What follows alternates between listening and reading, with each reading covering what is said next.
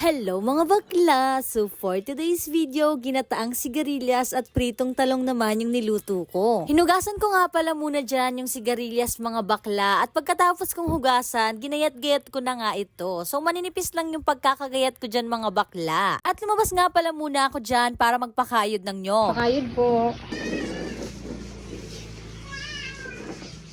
Wala nga yung kapatid ko dyan for today's video mga bakla dahil nasa school pa siya. Kaya ako yung mag-aasikaso ng nyog dyan mga bakla. Ay talagang nakatakas yung kapatid ko na yun sa nyog. At na-ready ko na nga pala lahat ng ingredients na gagamitin ko dyan mga bakla. So bali yung isasahog ko nga pala dyan sa lulutuin ko ay yung tulingan na tira namin kagabi. Kasi nagprito ako ng tulingan mga bakla. Nagsimula na nga ako sa pagluluto dyan mga bakla. Bali yung pangalawang gata dyan ay pakukuluan ko lang yan. Tapos nilagay ko na yung bawang, sibuyas. Tapos naglagay na din ako dyan ng mga pampalasa mga bakla. Sinunod ko na ngang ilagay dyan yung sahog na tulingan mga bakla para magkaroon na ng lasa. At nung kumulo na nga dyan yung tubig mga bakla, nilagay ko na din dyan yung sigarilyas. Tapos tinakpan ko muna yan dyan mga bakla hanggang sa maluto yung sigarilyas. At nung napansin ko nga naluto na nga yung sigarilyas, nilagay ko na nga pala dyan yung pinakang gata mga bakla. Nilagay ko na nga din dyan yung sili mga bakla para may konting anghang naman at hinalo-halo ko muna yan dyan para hindi luminaw yung gata. Nakuluan ko muna yan dyan ng ilang minuto mga bakla para maluto yung gata at ayan meron na tayong ginataang sigarilyas na may tulingan. Diba? Sobrang sarap. At nagprito na nga din pala ako dyan ng talong mga bakla kasi talagang kahit saan mo i-partner yung talong masarap talaga mga bakla. Talagang mapapa-unli-rice na naman ako for today's video mga bakla. Kaya mga bakla wag kayong magtaka kapag nakita nyo ka sa personal na para na akong balyena kasi talagang sino ba namang hindi tataba ay puro pagkain yung inaatupag ko mga bakla. At hanggang dito na nga lang pala tong video ko mga bakla. Kakain muna ako dito mga bakla. Thank you so much for watching.